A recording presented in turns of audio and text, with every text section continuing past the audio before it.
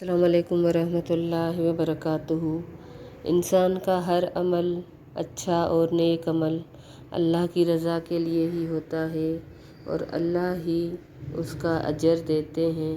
لیکن روزے کے لیے خصوصی طور پہ رسول اللہ نے فرمایا کہ اللہ عز و جل فرماتے ہیں کہ ابن آدم کے تمام اعمال اس کے لیے ہیں سوائے روزے کے، وہ میرے لیے ہے اور میں ہی اس کی جزا دوں گا۔ اللہ کے نبی فرماتے ہیں، اس ذات کی قسم جس کے ہاتھ میں محمد صلی اللہ علیہ وسلم کی جان ہے، روزے دار کے منہ سے جو بو آتی ہے وہ اللہ کے نزدیک کستوری کی خوشبو سے زیادہ پسندیدہ ہے، یعنی روزہ اللہ کو اس قدر محبوب ہے کہ روزے دار کی منہ کی بو بھی جو ویسے عام طور پہ پسندیدہ نہیں مگر یہ بھی اللہ کو پسند ہے۔ نبی کریم صلی اللہ علیہ وسلم رمضان میں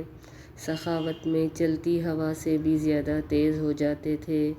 لہٰذا ہمیں بھی چاہیے کہ نیکیوں میں، سخاوت میں جو کچھ بھی اللہ نے ہمیں دیا ہے زیادہ سے زیادہ